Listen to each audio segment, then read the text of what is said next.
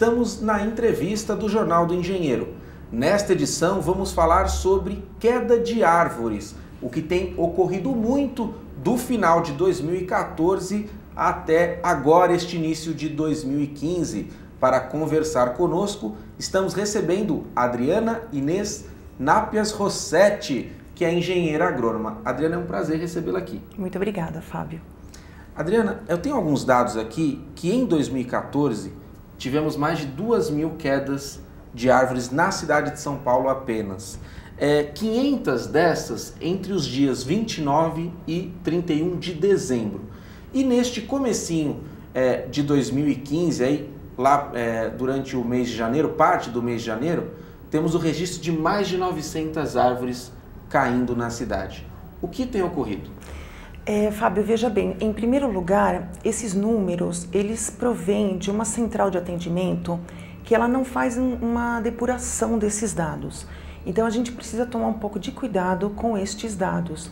Normalmente são dados de ocorrências de grande porte, que podem ser queda de galhos que estão intervindo a via. Não necessariamente não necessariamente queda de árvores. Então, assim, não reflete o número total de árvores caídas. Sim, ocorrências relativas a árvores. Então, sim, quando a gente fala de ocorrências, a gente pode se relatar esses números. O que aconteceu? Houve realmente uma chuva mais intensa em função dessa questão, dessa onda de calor que a gente está vivendo, né? Que a gente não sabe se realmente é uma questão só desse verão de 2014, 2015, ou é uma tendência que veio para ficar. Então, em função desse calor maior, a gente está tendo umas chuvas muito mais intensas, com ventos de velocidades maiores, e aí realmente as árvores acima de 80 km por hora, é muito difícil a gente ter um controle sobre queda de determinadas árvores, principalmente árvores mais antigas, né? Então a gente realmente não está preparada, a cidade de São Paulo, para ter uma resposta em relação a essa queda de árvores mais intensa nessas chuvas de verão. Ótimo. Uma notícia boa, a gente está vendo imagens aí, estamos no nosso estúdio vendo imagens de quedas de árvores aqui na capital. Então, uma notícia muito boa é o seguinte: esses números divulgados são ocorrências, o que pode aí nos dizer que potencialmente são menores os problemas de queda de árvores, porém eles existem, como a gente tem visto aí na mídia. Agora uma pergunta, você falou que ventos de até 80 km, né, de 80 km para cima, são capazes de derrubar árvores. Nós estamos falando de árvores saudáveis ou não, já aquelas que estão propensas a cair? Existem várias situações. Quando a gente fala de eventos muito fortes, na literatura mundial, a gente verifica isso não só no Brasil, né, em zonas tropicais, até árvores sadias, né, sadias entre aspas, que não tem, por exemplo, um ataque de cupim ou um problema de raiz mais severo, a gente realmente verifica que elas têm uma queda de árvore em função de ter uma copa muito pesada e muitas vezes um sistema radicular não muito bem desenvolvido. O que a gente tem acompanhado nessas quedas de árvores em São Paulo, Fábio, é uma questão que a gente está agora começando a levantar na cidade de São Paulo, que é o seguinte: árvores em passeios públicos, principalmente árvores de grande porte, elas não estão apresentando um sistema radicular muito bem desenvolvido. O que é o sistema radicular? O sistema radicular são as raízes. Tá. Então, o que a gente nota? Que a gente planta árvores de grande porte na calçada e essas árvores, elas desenvolvem a copa de uma maneira até majestosa, mas o sistema radicular, ele não necessariamente acompanha essa questão da copa. Então, muitas vezes, quando você tem um vento, você não tem uma ancoragem dessa raiz. Em função desse solo ele ser compactado, ele ter problema, por exemplo, de um lençol freático superficial, então a raiz não pode ultrapassar esse lençol freático. Então, realmente, o que a gente verifica, às vezes, quando uma árvore tomba, é que esse sistema radicular, ele é muito pequeno para comportar aquela árvore. Então, a árvore, apesar de estar teoricamente saudável, ela não tinha um sistema radicular, uma raiz compatível com o porte daquela árvore. Então, realmente, numa situação de vento maior, aquela árvore tende a não resistir. Isso porque não foi feito um estudo no solo, se aquele solo estaria propício para receber uma árvore. Não existe como fazer esse estudo, porque, na verdade, assim, o solo de São Paulo, se a gente for pensar, quantas interferências existem, né? Existe com gás, existem todas as canalizações, existem todas as compactações, as pavimentações que a gente faz, as fundações de solo. Então, o que a gente tem que pensar, talvez, seja trabalhar com espécies de menor porte em passeio público e árvores que não tenham um trabalho muito grande para fazer o desenvolvimento de sistema radicular. O que eu quero dizer com isso? Que não tenham uma exigência muito grande na necessidade de desenvolvimento de raiz, né? Então talvez a gente tenha que trabalhar nos próximos anos nesse sentido na cidade de São Paulo. Quem mais planta árvore na cidade? É o munícipe ou não? É a prefeitura mesmo? É a prefeitura, sem dúvida. A prefeitura, sem dúvida. A gente plantou ano passado cerca de 160 mil árvores no município de São Paulo. E já teve esse plano de ser, eu não sei, acho que acredito que sejam espécimes de árvores que cresçam menos ou não? Ainda não existe esse plano?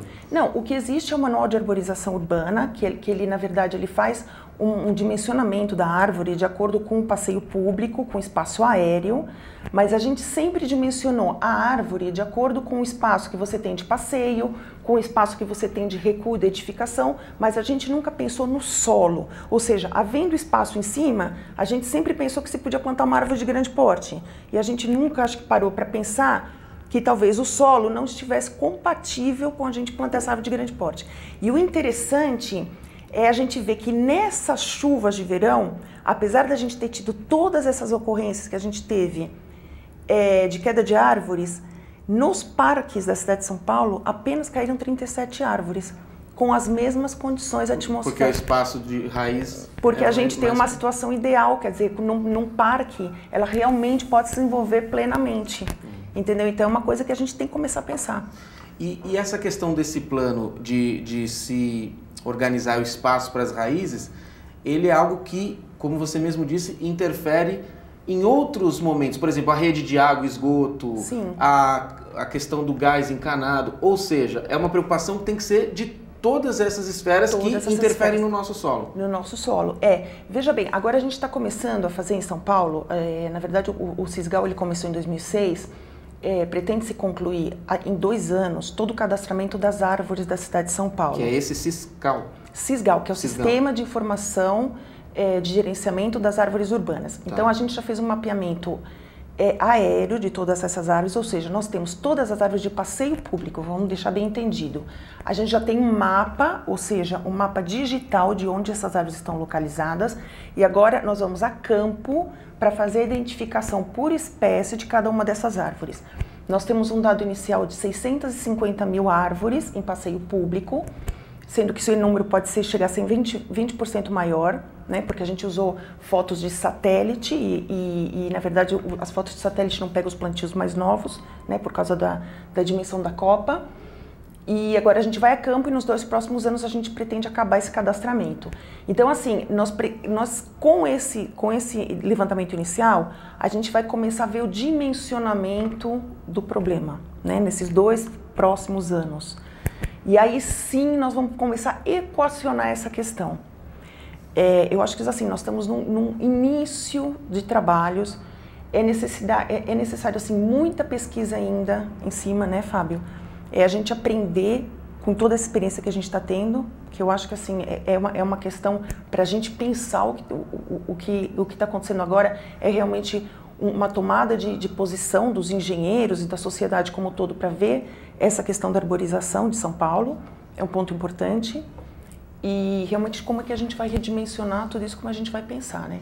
Perfeito! Né? Nesta entrevista estamos debatendo a questão da queda de árvores, e aí a gente está conversando com a engenheira agrônoma Adriana Inês Nápias Rossetti, que é engenheira da Prefeitura, está na Secretaria do Verde e Meio Ambiente. E podemos, nesse primeiro bloco, ver que o problema é algo muito maior do que simplesmente árvores doentes, onde não se foi detectada a doença a tempo e ela caiu. Ou seja, todo um trabalho de reengenharia na cidade que precisa ser feito.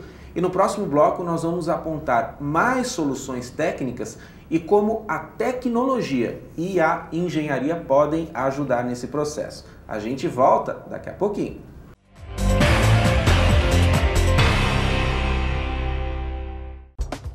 Os associados ao CESP contam com uma assessoria jurídica própria, sempre pronta a esclarecer todas as dúvidas.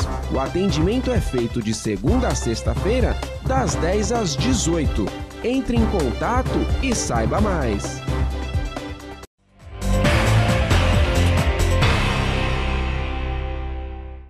Estamos de volta na entrevista do Jornal do Engenheiro. Nesta edição, tratando sobre queda de árvores na cidade de São Paulo. Estamos recebendo Adriana Inês Nápias Rossetti, engenheira agrônoma e que atualmente está na Secretaria do Verde e Meio Ambiente da cidade de São Paulo. No primeiro bloco, nós falamos que nem sempre, quando uma árvore cai, ela está doente, né? Isso é algo mais complexo, tem a ver com a raiz. Às vezes a árvore está saudável, sem nenhuma praga, sem nenhum problema, mas é as raízes que ainda não estão desenvolvidas por conta das interferências que existem no solo. Porém, sobre as árvores doentes, o que mais acomete as árvores aqui na cidade de São Paulo?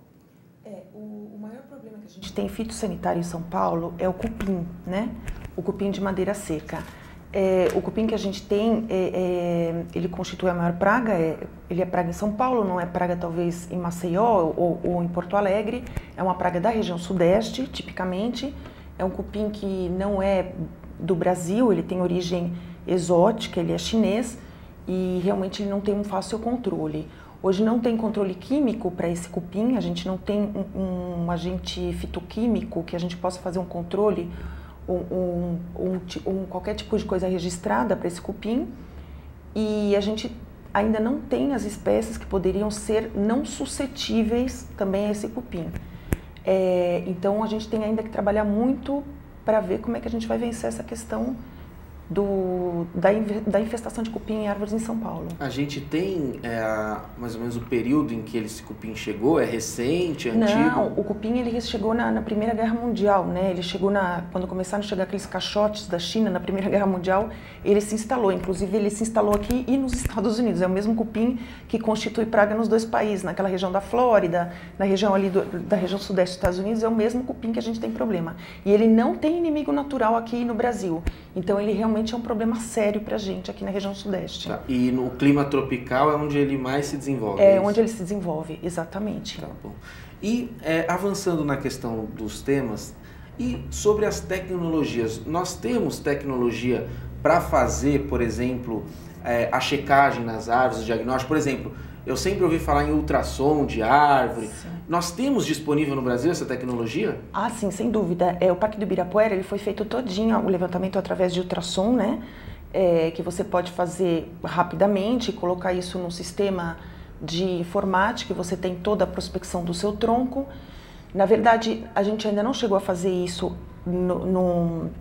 em São Paulo. A questão do cupim é o seguinte, Fábio, como o cupim ele só pega a madeira seca, ele só pega o cerne da árvore. Então o que é o cerne? A parte morta, né? A parte do lenho, que a gente diz, do alburno, é a parte viva, é a parte que transporta a seiva, enfim, todos os produtos da árvore. Então muitas vezes a gente não consegue ver a infestação do cupim. Você olha uma árvore e ela está aparentemente saudável, né? Só que quando essa árvore cai, você vê que ela estava infestada de cupim, porque na verdade toda a parte estrutural dela, ela estava afetada, porque o cupim, ele só come a madeira seca. A parte interior da árvore é madeira seca, é madeira morta, é só a parte de fora que é madeira verde. Então esse é o problema do cupim, é que ele é invisível o ataque dele muitas vezes. Às vezes até formar um oco, entendeu? É que a infestação já é muito grande. Então quando você consegue ver um oco, é porque realmente a coisa já avançou de uma maneira que não tem mais volta. Então esse é o problema do cupim hoje em São Paulo. Quando a gente consegue visualizar o seu ataque, já é muito tarde. Tá, vou passar para o lado aqui operacional, que também é um desafio, Adriana. A gente fez uma matéria no passado, inclusive para mostrar a importância do trabalho do engenheiro municipal, né? Aquele que se dedica aí a cuidar do espaço público. E a gente, visitando algumas subprefeituras, viu que muitas vezes a subprefeitura tem uma área enorme que é sob a sua égide, sob a sua proteção e, por exemplo, em alguns casos, apenas 2 engenheiros agrônomos para poder cuidar de toda aquela área atender todos os pedidos de socorro aí dos munícipes. Olha, tem uma árvore aqui muito inclinada, tem uma árvore aqui caída. Isso é um desafio hoje atualmente para que a gente melhore o tratamento das árvores? Olha, Fábio, eu acho que você tocou uma questão X, entendeu? O número de engenheiros agrônomos hoje é completamente inferior ao mínimo necessário para a gente fazer uma gestão mínima da questão de arborização urbana. A questão é necessário um concurso imediato, mas, ao mesmo tempo, com os salários que estão sendo pagos para engenheiro agrônomo nas categorias iniciais, a gente não consegue ter uma permanência desse quadro. O que a gente notou no último concurso é que as pessoas aportam, chegam na prefeitura, ficam 2, 3 meses, 6 meses, até conseguirem passar no outro concurso e saem. Então não existe a permanência desses técnicos, né? Então não adianta nada fazer esse concurso. Então não só fazer o concurso, como efetivamente pagar um salário que seja compatível com o salário de mercado para que essas pessoas possam de fato permanecer e fazer uma carreira pública dentro da Prefeitura de São Paulo. Ou seja, carece aí de mais valorização do profissional da engenharia. Sem dúvida, sem dúvida. Eu acho que é o ponto X hoje da questão da arborização pública e da própria engenharia agronômica, da engenharia na parte de agronomia da cidade de São Paulo, acho que sim. Perfeito. Eu queria até aproveitar esse ensejo para falar da luta dos engenheiros da Prefeitura, porque estão há muito tempo, todos os engenheiros, há muito tempo sem um aumento, né? Aliás, nem reposição de inflação existe, né? Há anos. E em 2014 nós tivemos uma mobilização histórica, porque teve uma confluência aí, sindicato, os nossos delegados, e a vontade da categoria, a indignação da categoria, que é algo, acho que é o elemento mais importante, que conseguiu aí mostrar a sua força, né? Tivemos uma mobilização que nunca tivemos em 30 anos na Prefeitura de São Paulo. Como é que está essa situação hoje, Adriana? Então, a mobilização foi muito grande ano passado, a gente realmente se mobilizou, chegou a fazer uma greve, a gente acompanhou na Câmara todos os trabalhos, estivemos presentes desde o primeiro dia em todas as sessões ordinárias e extraordinárias da Câmara. Os engenheiros realmente se colocaram na questão do dia e, infelizmente, no ano passado não tivemos uma resposta quanto ao projeto de lei próprio. Creio que essa questão urge, né, e a administração não pode mais adiar essa questão. Creio que hoje, assim, para nós é uma condição sine qua non de continuar a questionar qualquer coisa da engenharia municipal dentro de São Paulo. Não existe mais a condição de continuar ou a fazer novos concursos ou a qualquer situação que se apresente. Está muito difícil do ponto de vista salarial. Essa questão do não reajustamento da inflação, ela tomou uma proporção que as pessoas já não conseguem mais nem sobreviver nas suas questões básicas, né? Então, realmente, a gente espera que esse ano o governo dê uma solução para essa questão. A gente espera que encaminhe nosso PL para a Câmara, finalmente. E o ponto forte desse PL é justamente ter algo em lei estabelecido de como se vai aumentar o rendimento dos engenheiros da Prefeitura. É isso que hoje não existe. O que a gente espera é que se coloque os 8... O que a gente espera, não. A gente quer os 8 salários mínimos e meio, né? E que haja uma reposição anual da inflação, né? Que é nada mais, nada menos do que a lei e do CREA pedem para a categoria, né? Perfeito. Aí a gente do Jornal do Engenheiro na TV está acompanhando de perto essa luta, cobrindo as mobilizações, a fim aí de registrar para a sociedade em geral, não só para os engenheiros, a importância aí deste movimento. Instantes finais da nossa entrevista, eu queria então deixar a câmera aberta, Adriana, para que você possa fazer talvez uma síntese aí de o que é importante para que a gente possa planificar. Olha, para a gente reduzir a queda de árvores, esse problema, olha, é importante concluir esse cadastramento da Secretaria Verde e Meio Ambiente e após esse cadastramento, o que deve ser feito? Então, eu acho que antes de mais nada, é assim, hoje a gente está muito reativamente, né? Ou seja, as coisas acontecem e a gente vai ver o que aconteceu.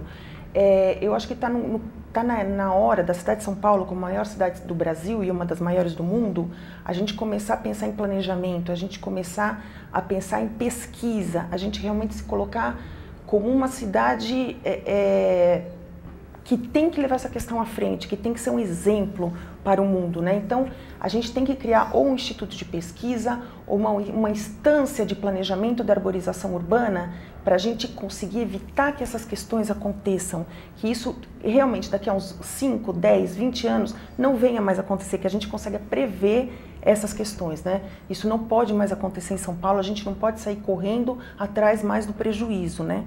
A gente tem que agir preventivamente e no planejamento, que é uma coisa que no Brasil, infelizmente, ainda não é uma pauta, né? Então, creio que é isso. Perfeito. Obrigado pela presença. Viu? Muito obrigada a vocês pelo convite. Nesta edição, falamos sobre a problemática da queda de árvores aqui na capital de São Paulo e você pôde ver aí um pouquinho dos desafios operacionais, tecnológicos e também de planejamento. Ainda nesta edição do Jornal do Engenheiro, você vai ver mais assuntos a respeito da engenharia, da inovação e do desenvolvimento. Não saia daí, fique conosco.